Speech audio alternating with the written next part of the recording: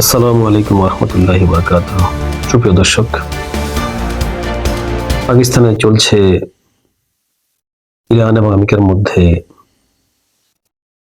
শান্তি আলোচনা, অর্থাৎ যুদ্ধ বিরতি বা বন্ধের চুক্তি।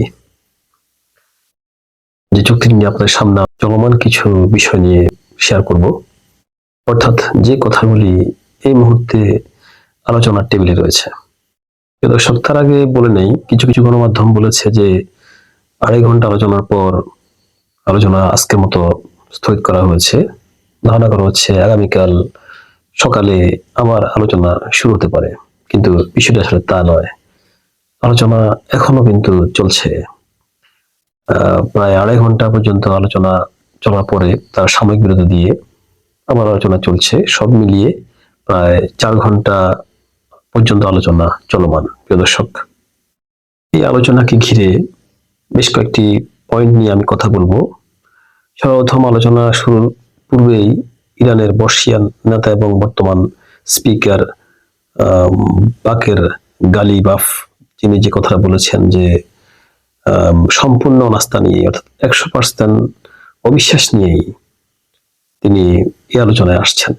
তখন আন্তর্জাতিক সাংবাদিকেরা তাকে জিজ্ঞাসা করেছিল, তাহলে কেন আপনারা, যেহেতু অবিশ্বাসী করছেন, কেন আপনারা আলোচনায় বসেছেন?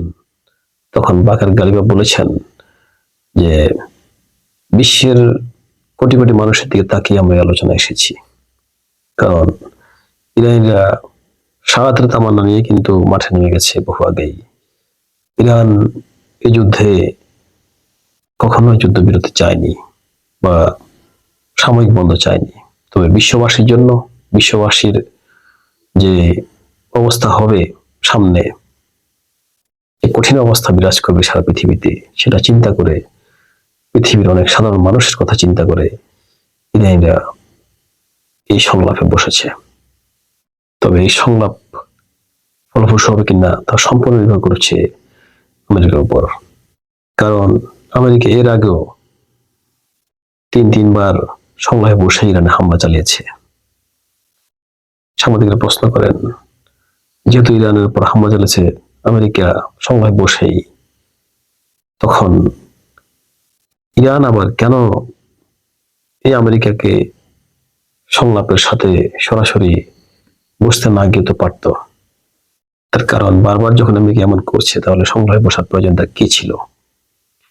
তখন বাকের গালিবাফ বলেন, প্রথমবার যখন আমেরিকার সাথে আমরা সংলাপে বসি ইউরোপের একটা রাষ্ট্রে, সেখানেও আমেরিকা আলোচনার টেবিলে বসে ইরানকে হামলা করেছিল। তখন ইরানের জনগণকে প্রাধান্য দিয়ে ইরানের সরকার আমেরিকার সাথে আলোচনায় বসেছিল। তখন যখন আলোচনায় না বসতো, তখন কিন্তু জনগণ ভাবতো যে এই সরকার ইরানদেরকে যুদ্ধের দিকে ঠেলে দিয়েছে।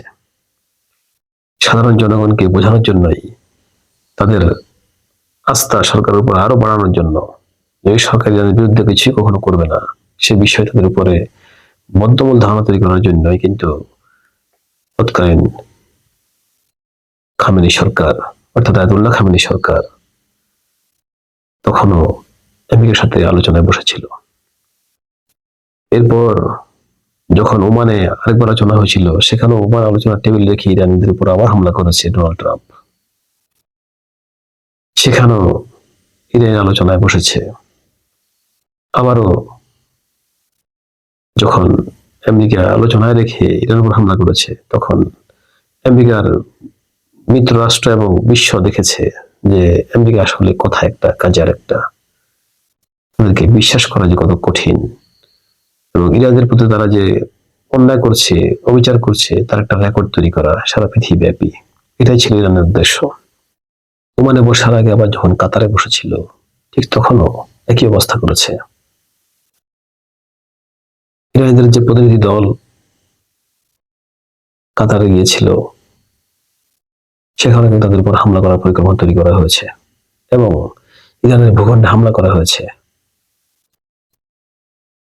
সব মিলিয়ে দেখা যাচ্ছে যে আমেরিকা বারবার কিন্তু আলোচনার টেবিলে রেখে তাদের উপর হামলা চালিয়ে আসছে। এরপর বাকের গালিবাফ বলেন, এবার আমরা এই আলোচনা এসেছি ইরানের জন্য নয়, সারা পৃথিবীর মানুষের জন্য। নাহলে সারা পৃথিবীর মানুষ ভাববে যে ইরানরা যুদ্ধবাজ, তারা শুধু যুদ্ধ বেছে নিয়েছে, আমাদের জন্য কিছু প্রচেষ্টা তারা করেনি। সেজন্য ইরান কিন্তু আলোচনার টেবিলে এসেছে। প্রিয় দর্শক, বাকের গালিবাপের এই মন্তব্য আপনাদের কেমন লেগেছে আমাদের কমেন্টে জানাবেন।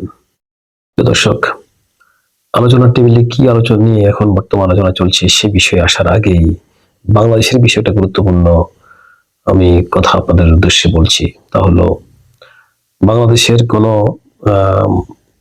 একটি জাহাজ, অর্থাৎ বাংলার জয়যাত্রা নামে একটা জাহাজ হয় ইরানের হরমুজ প্রণালীতে নাকি আটকে দেওয়া হয়েছে, এমন একটা তথ্য পেয়েছি আমরা কিছু বেসরকারি সংবাদ চ্যানেলের মাধ্যমে। এই বিষয়টি নিয়ে বাংলাদেশ সরকারের কিছু কর্তৃপক্ষের সাথে যোগাযোগ করার চেষ্টা করলে কিন্তু সেখান থেকে কোনো উত্তর পাওয়া যায়নি।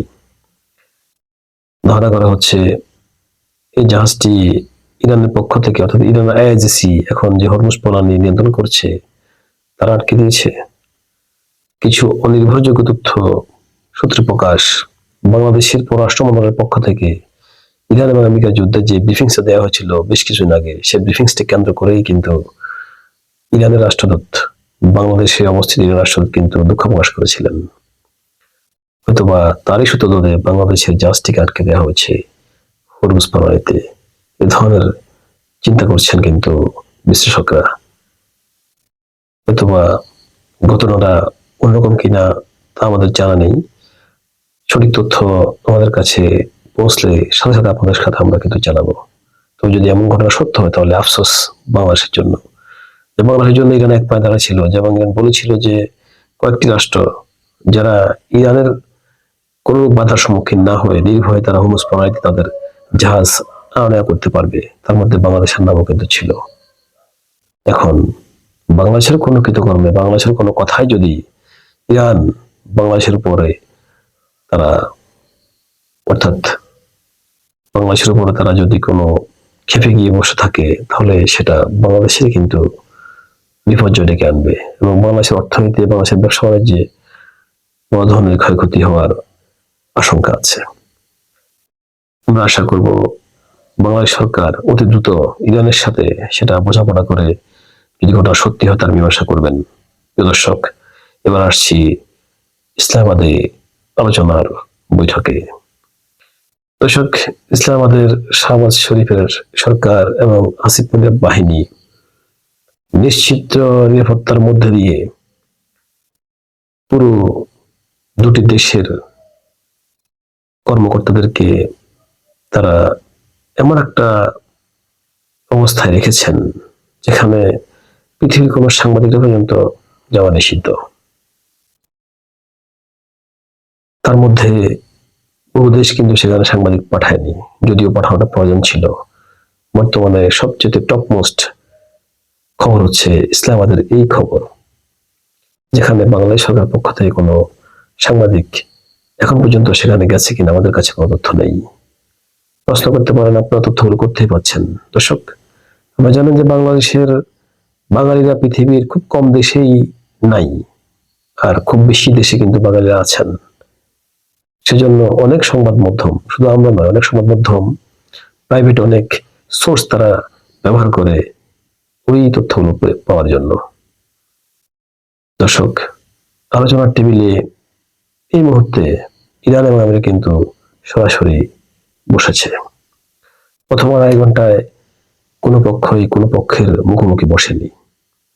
তবে এই আলোচনার টেবিলে দখলদার রাষ্ট্রকে না আনার জন্য ইরানের ভূমিকা ছিল, কারণ ইরান তাদের সাথে কোনো আলোচনা করতে রাজি নয়। ইরান সাফ বলেছে যে আমরা যদি বসি তাহলে যুক্তরাষ্ট্রের সাথে বসবো, এর মধ্যে দখলদার রাষ্ট্রের কোনো প্রয়োজন নেই এবং তাদের সাথে আমরা আলোচনা করবো না। দর্শক, ইরানের মন্তব্যটা আপনাদের কাছে কেমন লেগেছে আমাদের জানান।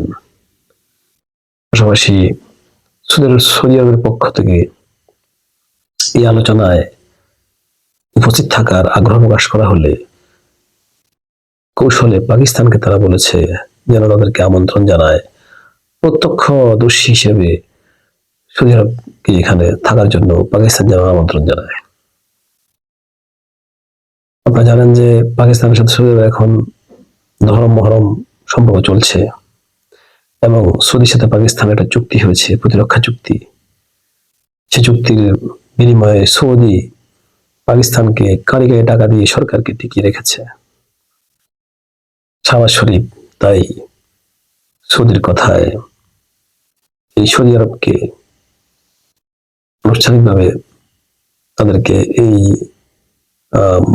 আলোচনার টেবিলে দর্শকের রাষ্ট্র হিসেবে থাকার জন্য নিমন্ত্রণ দিয়েছেন এবং সৌদি পররাষ্ট্র দপ্তরের কর্মকর্তা বর্তমানে ইসলামাবাদে রয়েছেন।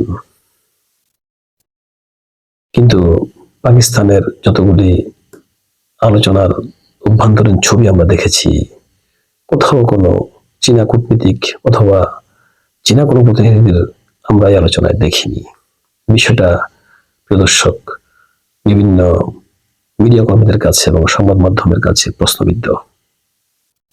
হতে পারে এটা কোনো চীনের কৌশল, অথবা এখানে আলোচনা উপস্থিত না থাকার জন্য চীনের হতে পারে বা পাকিস্তানের হতে পারে এটা কোনো কৌশল। কারণ পাকিস্তান একটা রাষ্ট্র যার সাথে সুসম্পর্ক আছে আমেরিকার, যার সাথে সুসম্পর্ক রয়েছে ইরানের, যার সাথে সুসম্পর্ক রয়েছে চীনের। তাই এই আলোচনায় সৌদি দাওয়াত পেলেও কিন্তু চীন দাওয়াত পেয়েছে কিনা এই বিষয়টা এখনো কিন্তু কোনো মাধ্যমে পরিষ্কার নয়।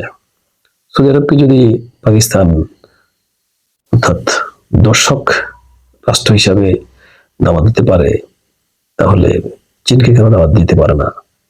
বিষয়টা কিন্তু অনেকেরই মনে প্রশ্ন জাগে। দর্শক, আপনাদের মনে কি এটা প্রশ্ন জাগে না? কমেন্ট করতে পারেন এই বিষয়েও।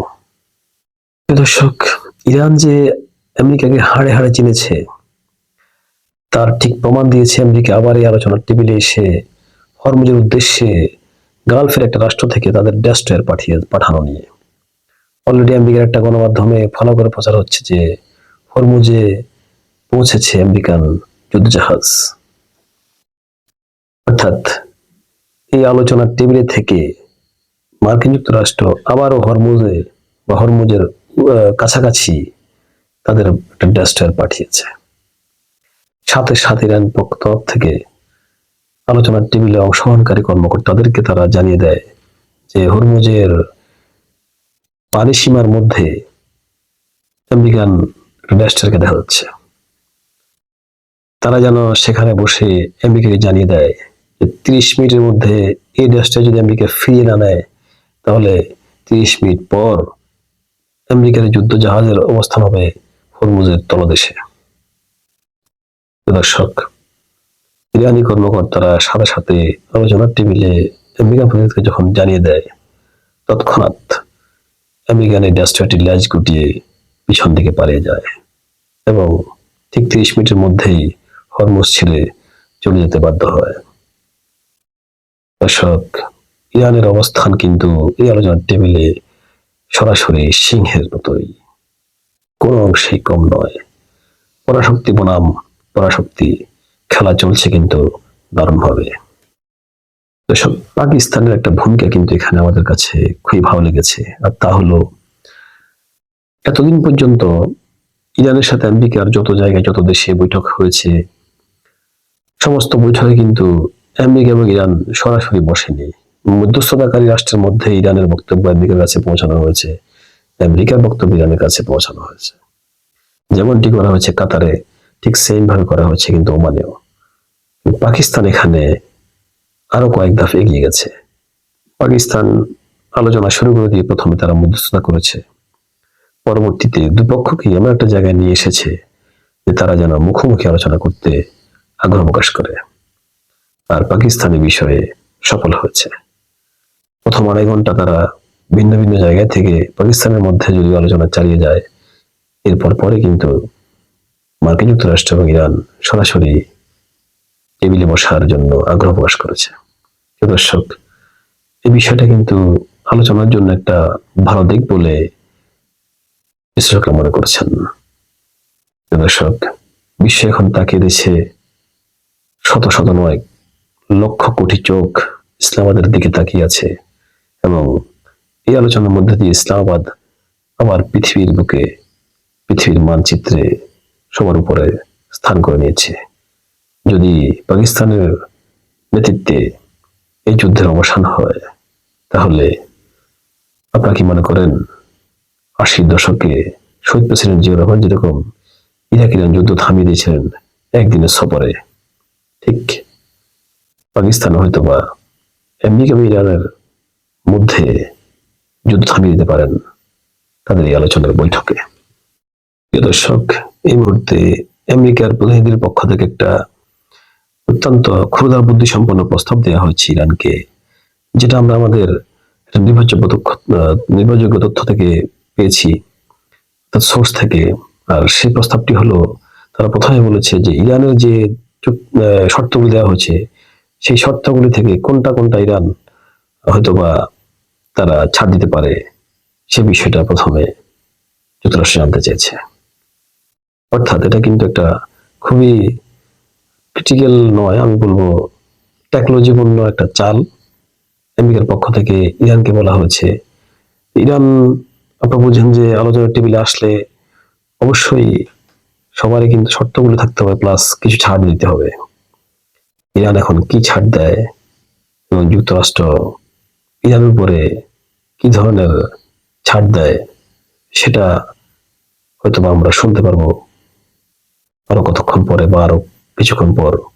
দর্শক, আলোচনার টেবিলে যে সমস্ত বিষয়গুলো আলোচনা হচ্ছে, আপনারা কি ভাবেন যে এই যুদ্ধের জন্য বা পৃথিবীর জন্য সেটা অত্যন্ত ভালো কিছু হবে, নাকি আবার দেশ ফিরে যাবে রণাঙ্গনে? আপনাদের মন্তব্য আমাদের কমেন্টে জানান। দর্শক, চ্যানেলটি সাবস্ক্রাইব করবেন, পাশে থাকবেন, বেল আইকনটি বাজিয়ে দিবেন। ধন্যবাদ আপনাদের সবাইকে।